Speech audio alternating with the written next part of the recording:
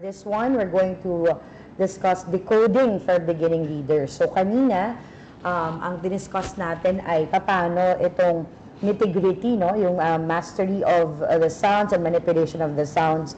Now we're going to really see that in connection with how they're going to decode. Okay, so yung objectives natin dito, very straightforward. Understand the importance of systematic and structured decoding instruction. Mahalaga na systematic at structured, no? At hindi anything goes ang ating pagtuturo ng decoding. And then definitely we have to plan decoding instruction based on the learner's reading profile. You are lucky, if you're in the public school, you're lucky to have your CRLA that tells you their profile already. So it's easy to now attack the needs of your learners in terms of their decoding challenges. What are the actual elements of word reading? So if we're going to take a look at the rope of Scarborough, diba? It's a very complex yet very beautiful illustration of the domains of reading that we really have to pay close attention to every single part of this. Do not worry because you are going to be enriched by this STEM collab trainings. So for the word recognition, as you can see at the bottom, this may look simple, but for word recognition to happen, you should have phonological awareness, which phonemic awareness was a part of. You need decoding and spelling, and definitely sight recognition. We have to understand that these skills allow a reader to be increasingly automatic. We are aiming for automaticity here.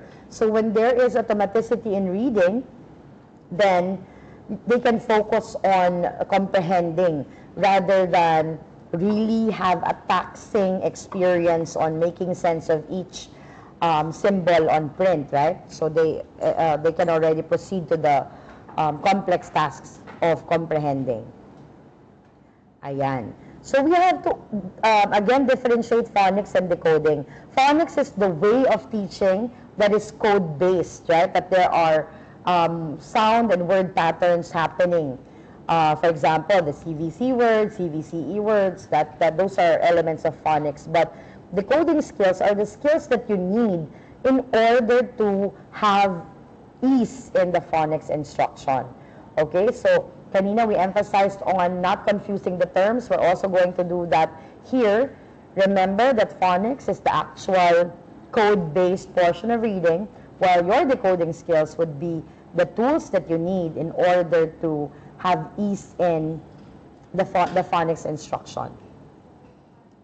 Phonological awareness and decoding, no, they are woven together, because it's crucial to note that without phonological awareness skills, the foundation for decoding skills would not be laid down for the learners. So that would result to challenges in reading.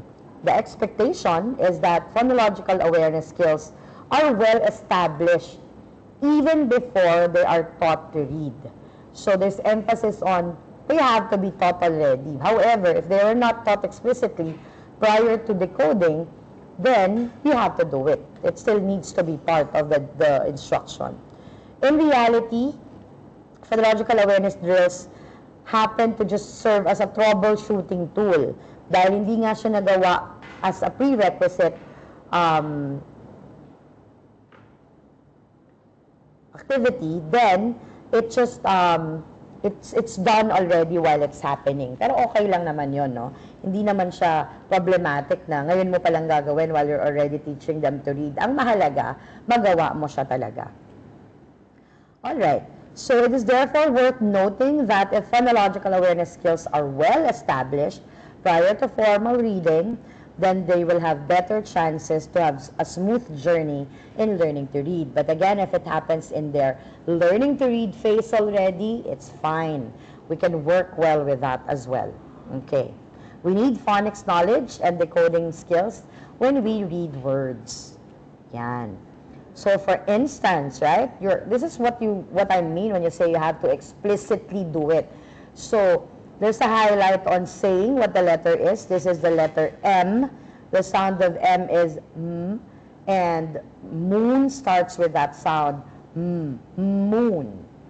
And then there is a visual representation of how the mouth should look like when you are saying the sound of M. Because sometimes they cannot seem to connect the sound with how the mouth should look like. So it's very crucial that teachers have sound walls that would really emphasize the positioning of the mouth, the tongue, and the teeth when the sound is being produced. Ayan. Okay? Moon. So here is like a set of pointers for teaching letter sound correspondence. Number 1, follow a sequence which will allow learners to blend phonemes to words easily. Master the sound so you can model it properly. It's very critical for teachers to really have mastery of the sounds of the letters, because you cannot teach something that you don't know, right? So you have to really study that intentionally and really watch yourself doing it in front of the mirror. You can also audio record yourself so that you can really verify if you are producing the sounds correctly. Sometimes the teachers would get upset if the learners are not giving the right sound of the letters. Yun pala mali din yung napoproduce ni teacher. So the only way for you to gauge that is to actually audio record yourself, listen to how you're producing the sound, and check versus your credible source if the production is truly correct. Consider the age and developmental levels of the learners. Kapag ba 3-year-old, kailangan ko nang i-force talaga mag-blend, no? Kasi sabi, choose a sequence that will allow them to blend easily.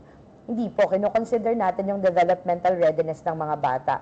So kung sila ay 2.5 or 3 interested already to learn the letter sounds, we can linger on those letter sounds longer and not really intentionally teach them to blend right away.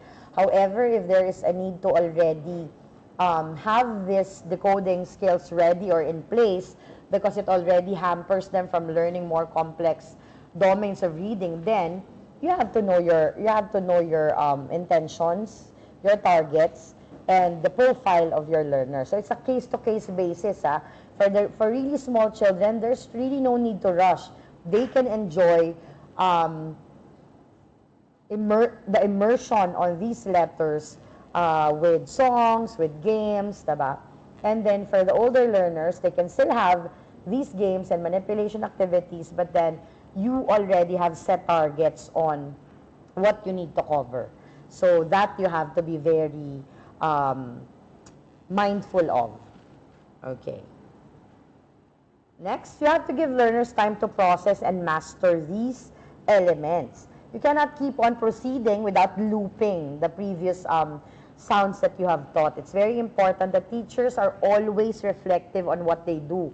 Hindi ito a matter of just delivering the instruction, delivering the content of the guide, the curriculum guide, but it's a matter of really having a sound record of the progress of your learners, because it will also pace the way that you deliver your instruction. Provide enough opportunities to practice through manipulation, through sound association, and then take note of the challenges encountered by the learners. Sino ba sa mga learners ko yung nahihirapan pa? Sino ba yung isang turo ko lang alam na agad yung sound, right? So you have to be very specific with the notes that you have for each of the learners that you have. Okay, modify your strategies according to observed responses. For example, may ini-employ ka na strategy, tapos nakita mo, hindi siya nagwo-work, no? Pero hindi, kailangan ko itong tapusin eh. So sige lang ng sige si teacher kahit hindi naman siya nakakaroon ng expected impact on the learners. That shouldn't be the case. You have to modify your strategies should there be a need to change it to something that is going to be more efficient and effective for the expected outcomes. No? So you are targeted, you are intentional, you are reflective, and you are proactive, because should there be a modification needed, you have to be ready with that. Okay, so pointers in teaching letter sound correspondence. Ayan, ito, no, lagi nating nakikita sa mga alphabet charts ito. Hindi naman sinasabing ang GEM ay hindi tunog ng G, ang ang xylophone, hindi talaga tunog ng X yan, no? So, non-negotiable.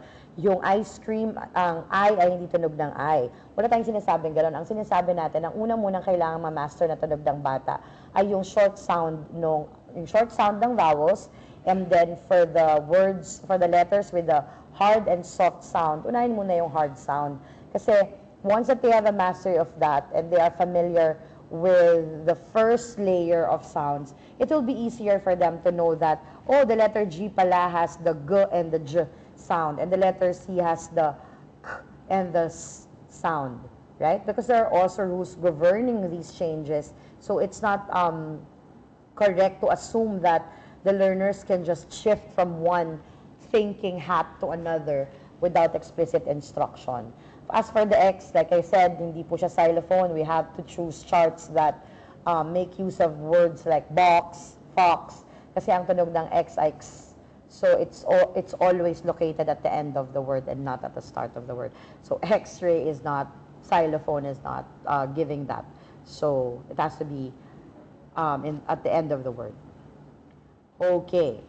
So, should you only limit yourself with books that are intended to teach the letters explicitly? Alam niyo naman, may mga M book, may mga N book, right? Not really. You can make use of genuine text like this, like The Lion and the Mouse, to propel that target sound or as a springboard to your target sound. For instance, the character in the story is a lion. So you just read that really, really quickly.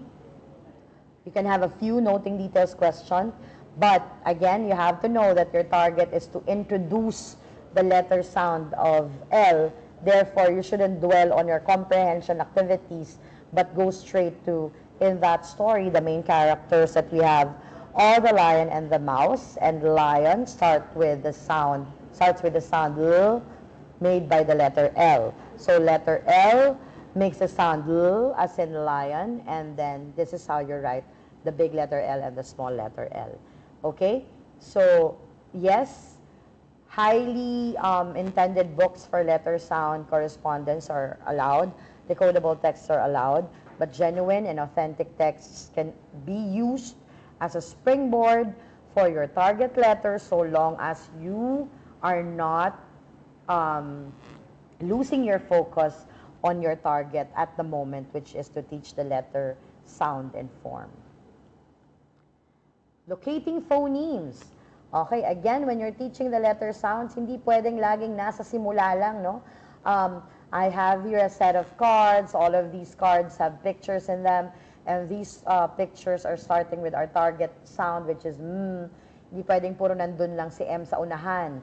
It's very important that you already expose them and immerse them to, if I say lemon, where do you hear the mm? Is it at the start, middle, or end? Then if the children will say, middle, teacher, that's correct. How about in mushroom, right? Do you hear the mm at the start, at the middle, or in the end? And they will say, start, end. Oh, you can really hear the mm at the end, so that's correct, right? And it's good that the learners are critical in telling you that in mushroom, you can hear the mm sound both at the start and at the end of the word. How about in mixing? So they should be able to tell you that they can hear the mm sound at the start of the word. How about jam? You can hear it at the end of the word. So this should be a practice that should already happen in reality. Yeah? Again, not only at the start of the pictures that you're showing. Okay, so from there, you're now going to blend, right? For instance, you already have introduced the letters M-A-T, like, and to some, the sequence, they have this sequence, they start with M-A-T, so you can already say, let's review the sounds of these letters. These are the letters M, A, and T. The sounds are M, A, Ch.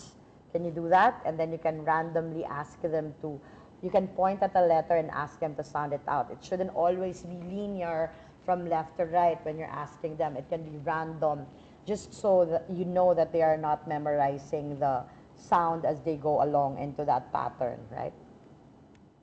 Okay, now let's try to put them together, right? So if I move the tiles, would the children still be able to catch the sounds that I have given them?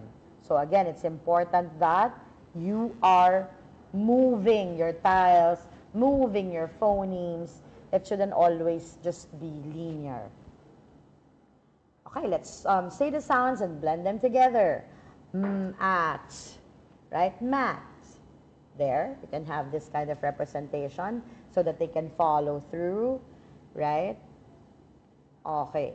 So once that they continue to accumulate more letters, they can already, and words, because after mat, you have tam, you have you have at, you have amped, the non-word, which can be a part of a bigger word later on. So the brain needs to orthographically map that so that when they see the amped in other words, in longer words, that would be automatically be decoded because it's already present in their mapping. Okay? They can use their knowledge on sounding out to process parts of these words that are spelled with the actual letters and sounds.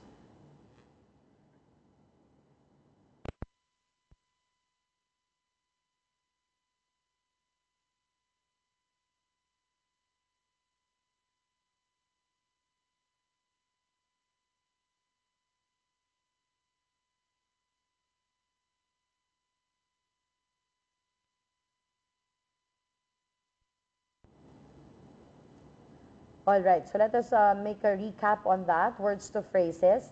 It's very important that we do looping, right? So after you have introduced, for instance, MAT, the sounds of MAT, the words that can be formed with MAT, those letters and the sounds that they have, and you're now doing SE, for instance, you have to always loop the previously learned ones with the current sounds that you have to form a great number of words, and eventually the high frequency words would come into play. Okay, pati itong high frequency words, we might get a confusion in this one, right? High frequency words are words that you see a lot, right? And they allow you to read with ease also because it fosters continuity while you're reading. When does it become a sight word? Both the phonetically regular words and the sight words and the high frequency words become sight words when they are orthographically mapped. So that means that the brain can already associate the sounds with the letters, with the graphemes. So you can now recognize them by sight, right? Because you already know them, the brain already knows them. Not memorize them, but map them. Those are two different things. They use definitely their knowledge on sounding out to make sense of the high frequency words. So hindi po talaga dapat pinapamemorize ang sight words. Dapat ito ay tinuturo natin na merong mga parts ng sight word o ng kanilang high frequency words na pwede nilang tunugin. Like in the word said, right, you can hear clearly the sounds and the. So all that you need to remember by heart is that the sound in said is made up of the letters A and I. And you call that the heart part, no? Because you remember it by heart. Kasi kapag ang bata, kaya niyang gamitin yung kanyang knowledge on phoneme manipulation and alphabet knowledge in somewhat making the difficulty smaller, that is a self-help skill. So sa dami ng sight words, we have 4,000, more than 4,000 high-frequency words, diba? Kung ine-memorize lahat ng bata yan, that's taking so much space in the child's brain. But if the child will employ a self-help skill from what you have explicitly taught on explicit manipulation of sounds, then it will not take them they will not have a difficult time trying to spell the word said, because they know that in said I can hear the s, I can hear the d, and the e is made up of the hard part, which is A and I. Soon after, syempre kaya na nilang magkaroon ng simple decodable text. Ganyan kaganda kapag yung looping nangyayari, no? hindi sila masyadong natatagalan para makabasa ng decodable texts. So, have this as an example. Your assumption is that MATSE have already been taught and the basic high frequency words were already given to the children. So Sam has a set. It is a set of fins. The set is from Tam. She sat on the mat. The set of fins are on the mat too. Tam sat with Sam. He has a set of nets. These are for the set of fins. Sam can set the fins in the nets. So it's very critical for teachers to practice kahit na sa BBC and basic high frequency words lang ang laman yan. It is our responsibility and as a sign of respect for the children that we practice the decodable sets, that we read to them, that we model reading to them, because we have to, like what I have said, enunciate the words properly. So chunking will work best for this one. Sam has a set. It is a set of fins. The set is from Tam. She sat on the mat. The set of fins are on the mat too. Tam sat with Sam. He has a set of nets. These are for the set of fins. Sam can set the fins in the nets. So if you are a teacher who has a tendency to be bulol with some words or to have mistakes in saying your P and F, then you really have to practice so that when you deliver it to the children, you would be able to say fins properly, set properly, nets properly, right?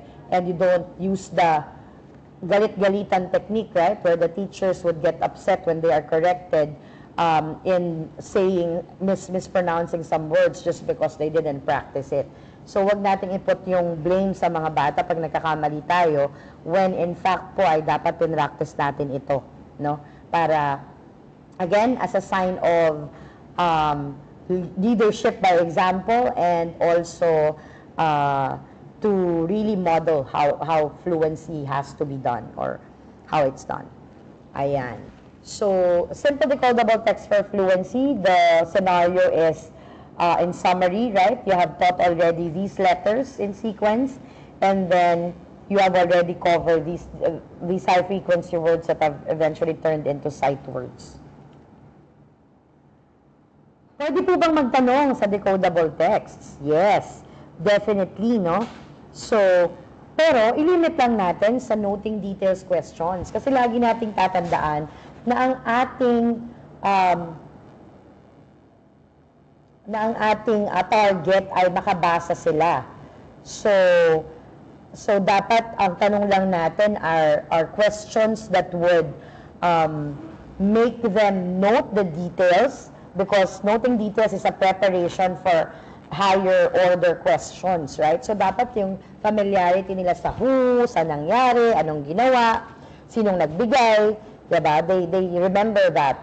But limit it lang to not asking a lot of inferential and evaluative questions or creative questions. What do you think did the author, what was the inspiration of the author when he wrote this decodable text, diba? We don't ask questions like that for decodable texts, but more on making sure that they are at level or in the same zone as you when you're reading it. Okay?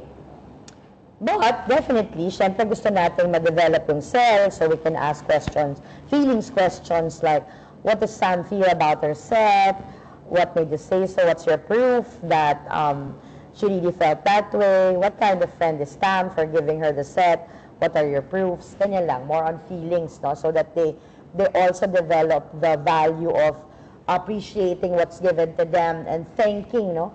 They have to have that culture of always expressing their gratitude towards things that are just given to them and that they didn't work hard for. So, ayan. In conclusion, wag tayong mag-assume that learners know what reading is. Set your targets with them. Ito, I have to dwell a little bit on this one because minsan meron tayong mga assumptions na ito lang yung kaya nila or ito lang yung ibibigay ko. kasi I decided this is what they can take in at the moment. You can only gauge that if you are really mindful of the responses that they are giving you while you're giving the instruction. So it's very critical for teachers, ang galing na nilang mag-blend, no? So parang kaya nila na sila yung mag-e-extract ng CVC words from a list of letters that we have covered, diba? Don't always give the CVC words to them. For all you know, they can already, because you've taught it already, they can already provide for you. You can do that as a form of a game. You can do that by asking who wants to share. You can have a picture and have them associate as many CVC words that they can with those pictures, right? So, get to know your students more. Wag lang tayong halabira, turo ng turo, walang connection doon sa estudyante. Hindi mo na monitor kung ilan yung learners mo na at level, how many learners ang following pa sa ginagawa mo o may iba nang iniisip, right? You have to at kahit madami po yung mga estudyante natin, dapat nakikita natin at kilala natin sila on a personal note so that we are targeting their strengths and weaknesses for the purpose of really improving and attending to their needs. Reflect on your teaching. Masyado bang matinis ang boses ko na kaya hindi niya natatandaan yung tunog kasi mas nafo-focus siya dun sa intensity ng pag-deliver ko rather than the letter sound itself. And that can only happen when you are audio recording yourself.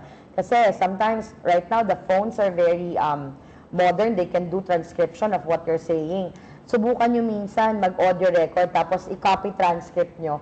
Makikita nyo na meron pala kayong mga words na hindi na e-enunciate properly. So, di ba? Paano pa kaya yung reception ng mga bata doon? Or how did it even cross from your delivery to the hearing of the children, right? So, reflect, provide immediate feedback to kids who are having difficulty, mali yung kanyang nasabing tunog, huwag mong palagpasin yun, di ba? Hindi yun, misconception yun na, but the child might get offended. But there's always a better way to say the correction properly to the children without them getting offended, right? I've heard that you've said pet instead of pit. This is actually a word with the I sound in the middle, so it's not pet, but it's pit. Can you do that again with me? Pit, right? So in that tone, you are correcting without offending. But if you're gonna say, bakit sinabi mo dyan pet? Pet ba yan? Di ba ayan? So dapat pit yan. So yung bata parang, naku, ayoko na yatang magsabi kasi baka mamaya I will get embarrassed again. So, we have to be careful with how we are also providing our feedback. Not naman, teacher, baka naman masyado na silang iniisip na nila, sensitive, pwede akong ma-offend lagi, kaya gawin ko na lang mali. Anyway, teacher naman is very calm. Again, hindi naman ganun yun. No? So, you have to be gentle, you have to be kind, calm, and firm. So, you are very focused on the targets that you have, but you are always mindful with the manner of the delivery that you are giving your feedback to the children or to the learners. Teach learners how to think. Have them ask themselves, what did I find difficult? Why was sounding out difficult for me? Why was blending difficult for me? Why can I not make CVC words on my own? So probably when teacher had a discussion on that, I didn't pay attention to the list of words that she gave. So you're not only reflecting on how they're responding, but you're also teaching them to reflect, to manage their own learning. So it's very important that they are also accountable in the manner in which they learn, and that can happen when you involve them in the transaction. Ang pagbabasa ay transaction, no? Hindi lang ito nangyayari sa sarili ng bata. Involved ka bilang teacher at involved siya bilang learner sa kanyang sariling pagkatuto.